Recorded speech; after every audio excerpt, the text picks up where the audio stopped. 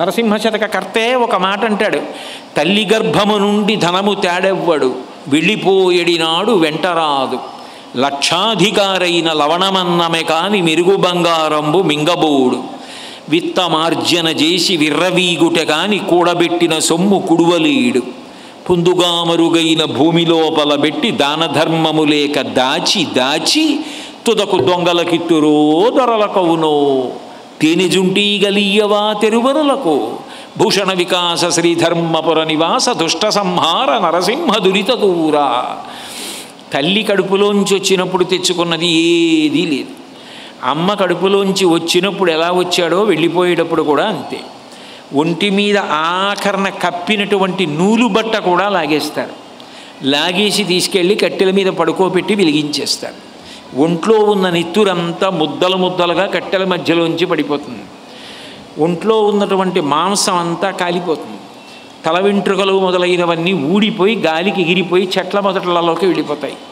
ఎముకలు ఊడి మెల్లిమెల్లిగా కింద పడిపోతే కొడుకు అస్థి సంచయనం చేసి తీసుకెళ్ళి గంగా నదులలో కలిపేశాడు. ఏది మిగిలింది?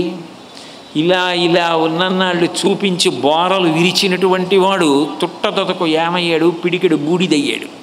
ఆయన వెంట వెళ్ళింది ఏదైనా ఉంటే ఆయన ఇక్కడ సంపాదించి దాచినది ఆయన పట్టుకెళ్ళింది ఏమీ లేదు.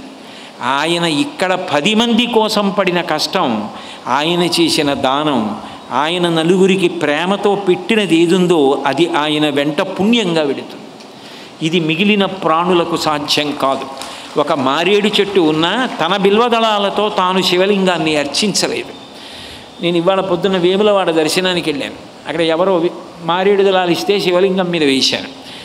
ఏ మారేడు చెట్టు కాసిన దళాలు నేను తీసుకెళ్ళి శివలింగం మీద వేశా. త్రిదళం త్రిగుణాకారం త్రినేత్రంచ త్రియాయుషం త్రిజన్మపాప సంహారం ఏకబిల్వం శివార్పణం.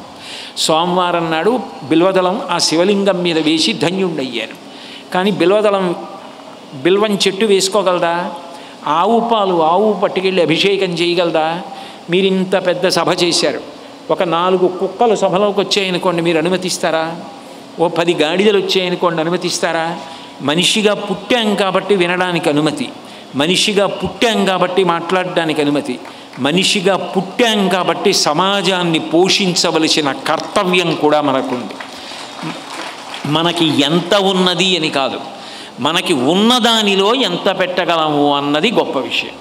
పెట్టినది ఎక్కడికి పోదు, పెట్టినది మనిషిని కాపాడి తీరుతుంది. అందున ఏ యోగ్యత ఏ పాత్రత కలిగిన వ్యక్తి ఏ క్షణంలో ఎప్పుడు ఏది తిన్నాడో అదే అక్కరకొచ్చి కాపాడుతుంది.